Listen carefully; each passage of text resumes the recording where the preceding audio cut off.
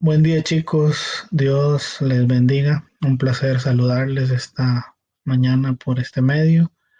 Damos gracias a Dios por una semana de vacaciones en las que, aunque no pudimos salir de casa, pudimos relajarnos un poco, olvidarnos un poco de las tareas cotidianas y tener un momento en familia. Espero que ustedes lo hayan podido tener y disfrutar. Vamos a iniciar meditando en un salmo. Y si tienen su Biblia ahí cerca o el celular, quiero invitarles a que abran su Biblia en el Salmo 72. El Salmo 72, según los eruditos consideran, fue escrito en ocasión de la coronación como rey de Salomón. Salomón era hijo de David, aunque David había tenido un reino en principio muy bueno. Al final no había sido tan bueno por las cosas que nosotros sabemos. David había cometido pecados y esos pecados trajeron consecuencias para la nación. Pero ahora Salomón está reinando y cuando él es entronizado en una época de paz, de prosperidad, él decide alabar a Dios y ahí en el versículo 19 del Salmo 72 dice así: Bendito su nombre glorioso para siempre, y toda la tierra sea llena de su gloria. Amén y amén. Este versículo presenta dos cosas interesantes. En primer lugar, presenta una doxología. ¿Qué es una doxología? Una doxología es como un poema, una frase o un canto que introduce la adoración. En las liturgias hebreas, esta expresión bendito, su nombre glorioso para siempre, el hecho de bendecir el nombre de Dios era muy común. Todavía se sigue practicando en algunas iglesias y en algunas liturgias hebreas el poder repetir esto o hacer esta bendición del nombre de Dios. La otra frase, y toda la tierra sea llena de su gloria, también es interesante. Aunque hoy nosotros no podamos ver de manera perfecta la gloria de Dios, cómo se manifiesta o cómo se ve, eh, sí podemos notar que en el mundo todavía hay maravillas. Por las circunstancias no podemos salir, pero basta echarle un vistazo a internet y las imágenes que nos presenta para ver cuán bonito es todavía este planeta, aun cuando existe contaminación y todo lo que nosotros sabemos. Todavía hay lugares muy lindos y muy bonitos.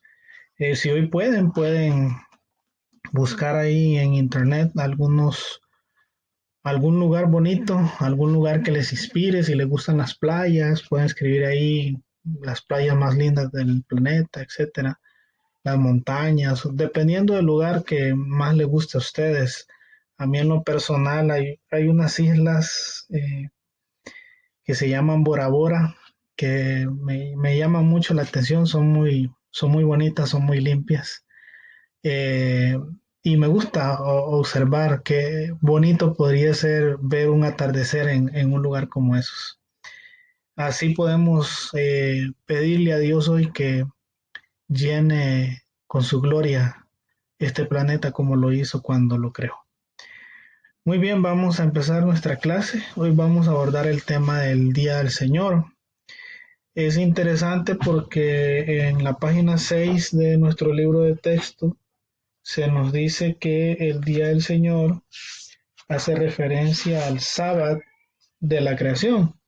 Ahí en la página 6 en el punto 4, que es el final de la página, ahí se hace esa mención, pero según los estudiosos, la expresión el Día del Señor puede tener por lo menos cinco significados. Hoy vamos a ver esos cinco significados y notamos en primer lugar que Día del Señor, que es una expresión griega, te kuriake gemera, puede entonces tener estos cinco significados. En primer lugar, hay quienes proponen que el Día del Señor se refiere al domingo semanal, al primer día de la semana. Y para sostener esta posición dicen que en el siglo II después de Cristo se usaba esta frase para hacer referencia al día domingo. Sin embargo, por los estudios que se han realizado, hay dos escritos de esa época, la Didache y la Carta a los Magnesios, que no usan la expresión Día del Señor, sino que usan la expresión según el Señor, Catacurios. Así que esta última expresión, según el Señor, no está haciendo referencia a un día, sino más bien a las enseñanzas de Jesús. El primer padre de la iglesia que usa la expresión Día del Señor para hacer referencia al domingo es Clemente de Alejandría, que vivió allá por el año 190 después de Cristo. En la Biblia, en el Nuevo Testamento, en Lucas 24:1, de manera específica, al día domingo se le llama primer día de la semana. No hay una, una parte en la Biblia, un versículo en la Biblia, donde al día domingo se le denomine como día del Señor. Así que es bastante probable que las personas que escribieron después de que el libro de Apocalipsis fuera escrito allá por el año 100 usaran la expresión Día del Señor para referirse al día domingo y no a la inversa. Un segundo significado para la expresión Día del Señor es el domingo de resurrección. Hay algunos eruditos que dicen que Juan estaba en el Espíritu y que Juan se encontró con Jesús cuando Jesús fue resucitado de entre los muertos. La evidencia señala que efectivamente los padres de la iglesia usaban la expresión Día del Señor para referirse al domingo de resurrección. Sin embargo, esta evidencia es también, como en el caso anterior, muy posterior a la escritura del libro de Apocalipsis, así que no puede ser usada como prueba. Data del siglo II y el libro de Apocalipsis fue escrito a finales del siglo I. Así que no podemos nosotros concluir de que efectivamente si Día del Señor se refería al domingo de resurrección por esta razón. Un tercer significado es que el Día del Señor se refiere al día del emperador Adolf Deisman. Muestra que la palabra griega kuriakos tenía un uso común en el primer siglo para referirse al emperador romano y a lo que se relacionaba con él. En Egipto y en Asia Menor sí se ha descubierto que Día del Señor sí tenía relación o guardaba relación con el emperador romano, pero Día del Señor no aparece así como aparece en el libro de Apocalipsis, sino que la expresión es diferente, la expresión es Sebasté, así que no podemos nosotros encontrar conexión entre esta frase y la frase que aparece en Apocalipsis, que es completamente diferente.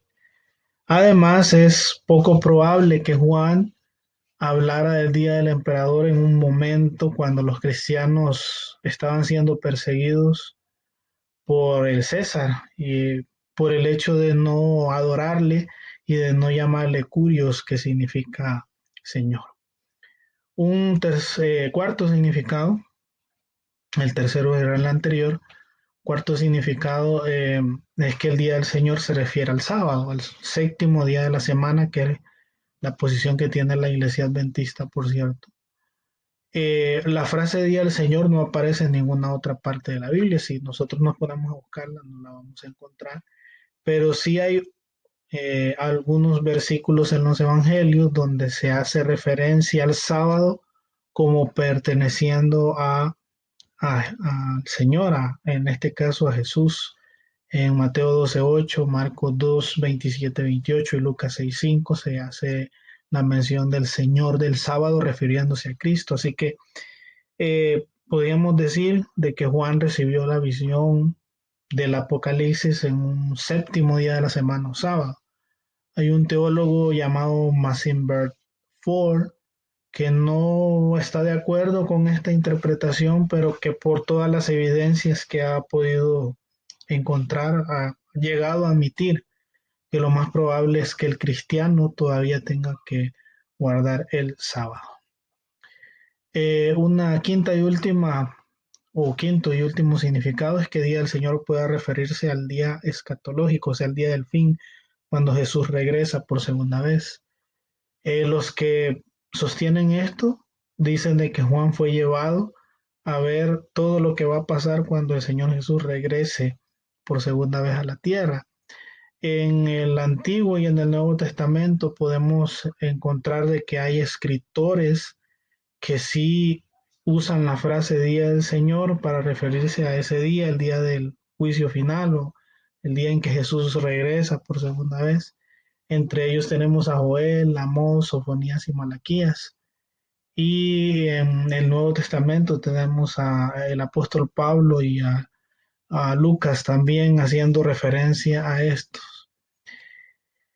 Entonces podemos concluir que es poco probable que Día del Señor se refiere al domingo semanal o al domingo de resurrección de la Semana Santa.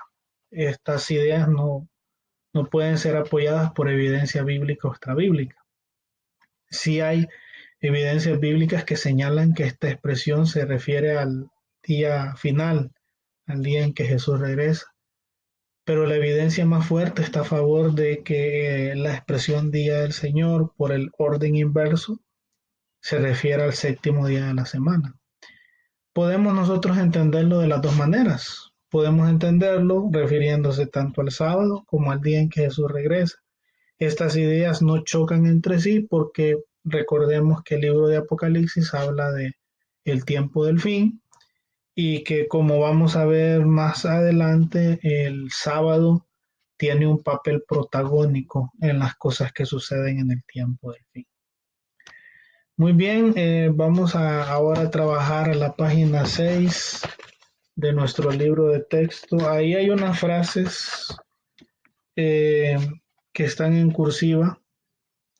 La primera frase es el sábado en la creación, la segunda frase es el sábado antes del Sinaí y bueno, ahí hay otras frases.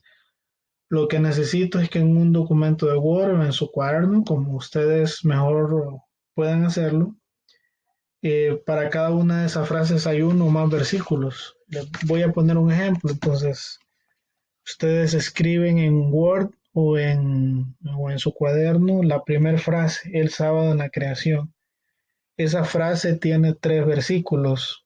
Génesis 2, 1 y 2, Marcos 2, 27 y Hebreos 4, 4. ¿Qué van a hacer? Bueno, van a buscar el versículo, van a leer el versículo y me van a escribir no lo que dice el versículo, me van a escribir lo que ustedes piensan que dice el versículo. ¿A qué creen ustedes que está haciendo referencia a ese versículo? Así que vamos a usar un poco nuestra mente, nuestro cerebro, vamos a ponerlo a trabajar y vamos a hacer este cotidiano. Además de eso, necesito que puedan subrayar los textos bíblicos que aparecen en el punto 5 de la página 7. Me subrayan ahí las referencias del Antiguo Testamento que están en Joel, Amós, Sofonías y Malaquías, y las del Nuevo Testamento que están en Hechos, Primera Tesalonicenses y Segunda de Pedro 3:10. Muy bien, hemos llegado al final de nuestra clase. Muchas gracias por eh, cumplir con este cotidiano del día de hoy. Eh, Hay algunos que no me están enviando sus cotidianos. Espero que puedan hacerlo el día de hoy. Eh, Recordemos que todavía estamos en emergencia nacional. Hay que seguir siempre con los protocolos y no salir a menos que sea necesario. La cantidad de personas nuevas que aparecen infectadas no ha bajado hasta el momento. Así que hay que cuidarse y seguir lo que siempre nos han venido repitiendo, ¿verdad? Lavarnos bien las manos, estornudar en el codo, mantener la distancia social, no tocarse la cara si uno sale, etcétera. Bueno, muchachos, Dios me les bendiga. Nos vemos pronto.